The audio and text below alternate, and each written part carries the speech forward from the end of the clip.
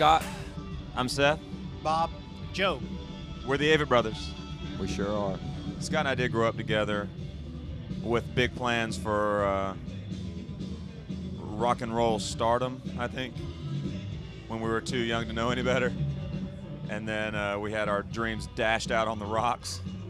Well, I thought the rock star, there was some salesperson that came to every door at every kid's house in America that said, hold on, are there any rock stars living here? Oh, yeah, Come on with I'm right us. back It's here. time to be famous. And they never came. They never showed up. So Yeah. while we were kind of waiting on that person, We started trying to figure out how to sing. Yeah, and then the way we looked at it shifted. And as we met Bob first in 2001, Bob was from New Jersey and had moved down south for work. And as we met Bob, he opened our eyes to the reality of touring and said, you know, why don't we just make a loop of the Midwest and the Northeast and just see what's out there? We were like, okay. See, he grew up with the culture, or he was well versed in the Grateful Dead culture. We didn't know anything about it, so we just went and did it. And after we did one tour, we did another, and it was in a pickup truck. I mean, and we just did one after the other, after the other. See, we didn't know that we could tour without asking someone, like without getting someone to help us do it, or like to do it for us. That's the key. That's the major thing. It's the major thing. You don't have to ask anyone's permission. You don't have to get some professional to show you how to do it. The thing about meeting with Bob was we will just do this of our own accord. So It's kind of like the retail. It's our version of retail politics, where you go door to door, and that's what we kind of Right. did. You know, we went to venues, and if they wanted us back, we saw no reason to not go back. Right. And as far as the career happened, while we were just fulfilling commitments, we Right. just had a commitment to play at this sports bar in Hilliard, Ohio, and we can't quit because we have to go play that gig, and then another gig Right. comes around, and you got that. And kind of the weeks build on top of weeks and months on top of months, and before we knew it, we're many years had- in. We were, 3 or 4 years in at least, and at that point you can't really quit. And then we just kept going. Yeah, we're obligated to these people, you know. Yeah, we want to quit. Yeah, somebody not- says, "Oh, it's not hi." that- They're It's like, not that we don't. "Oh, this success is great." I'm like, well, what are you talking about? Yeah. Success? There's no success here. I It's got just obligations. I got chains on me. That's right. Now to Responsibility. support like Joe, Yeah, we started supporting more and more people. we can't stop. Yeah. But that's the key. What Seth and Bob both said, like, we didn't need anybody to tell us that we could go do it. And so we just kicked up and just started doing it very unprofessionally, which is great, because professional just means somebody that's good at making money. And we weren't looking to make money. We were just looking to do, like they said, just get out there and make music and make art and make experiences. So we've done a good job of carrying that into a professional world and protecting it with our relationship with Rick Rubin, which you might be going to ask, but that is part of the bubble that we live in, because we all kind of agree with each other that protecting the art maker is the trick, and not worrying about how far it goes or how big it goes. It matters how good it is.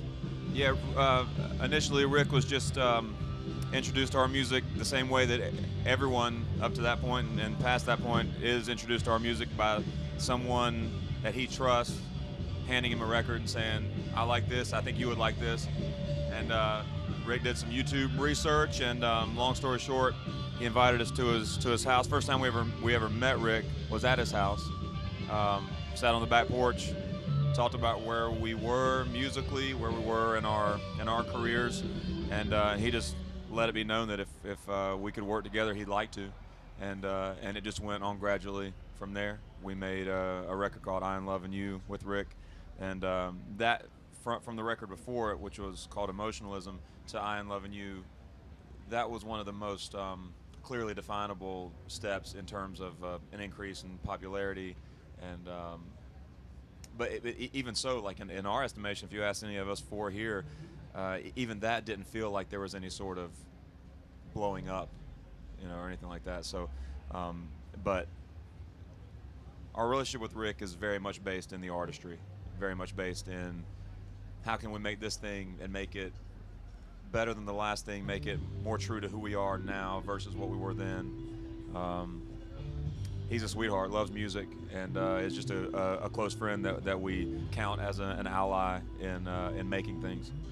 Well, Rick coming from the hip hop world early on, being a big part of taking a lot of pieces and then a lot of the making and sculpting processes and editing.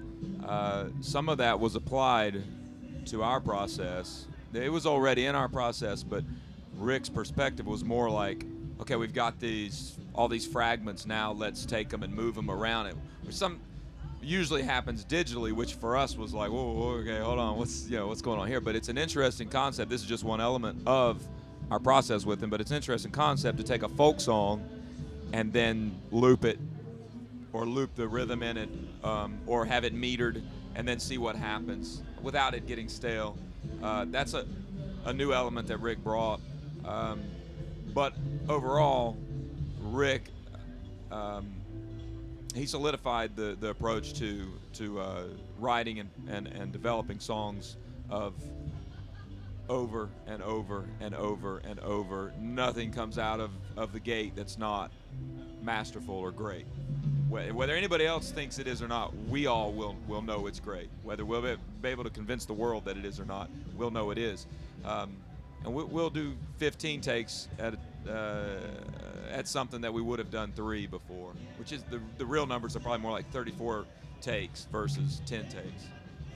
Well, it sort of starts here and then is turned over to the band, which is now 7 people, and then it develops beyond the sort of the birth of a concept within a song and the lyrics. Seth and I will write most of the lyrics, most all the lyrics. Yeah. Then Bob is in the process of building the music with us, and then it just it trickles down, and the songs become whatever they're going to become. Yeah, and the ones that feel the best, generally speaking, are the ones that end up being collaborations. An easy way to put it is that Scott and I make the black and white things, and then Bob adds the first layer of oil on it, and then the rest of the band, we get more and more color in there. But a lot of times the way it'll go is if I have one going that I feel like is really special, this one's really, really good, call Scott, listen man, I got a really good one, we got to do it together.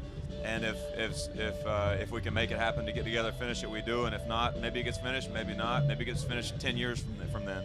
But we've never been more aware that we don't have a certain way that we do it, you know.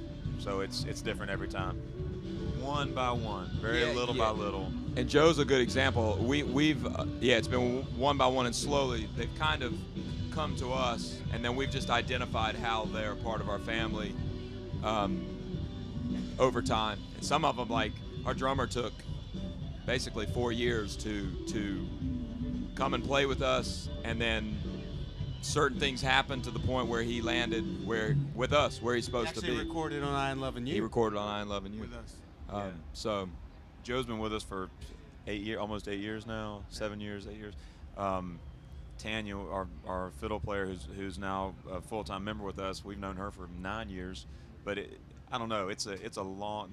Each addition to this band is a long and rich story. Yeah, Paul they all have a is story. A very rich story with stories. that. Like every one of them, there's nothing cold about their becoming a part of it. It's all been a no very paid musician, like no paid. No, we don't musicians. pay them. That's right. We do. They do not. They're working up to get paid.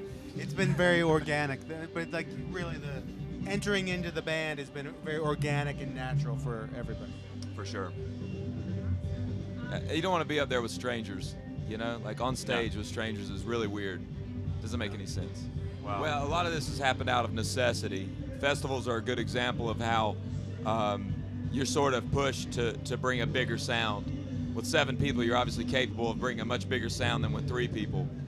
With the 3 of us, Bob and Seth and I, we would play in a coffee shop, you know, as big as 3 or 4 of these tents, and we would do as many jobs as we possibly could to make as big a sound as we could, and it worked. It was enough, and it also pushed us. It was a strain on us, which caused entertainment, which, you know, it did what it needed to do. But as we grew, and as the need for more sound grew, it's just been obvious, and we like the stories of the individuals that work with us. They've just come as it's been necessary. A festival this size needs a little extra oomph. You can't get it out of just one kick drum and one hi-hat like we were doing in 2001. Yeah, and the answer to the difference between Country Was, which is 2001, first proper album in a way, to now is as multi-layered probably as if you think about yourself 13 years ago, how different of a person you were. I'm Scott. I'm Seth. I'm Bob, And I'm Joe. We're the Avett Brothers. and you're watching Grammy Pro.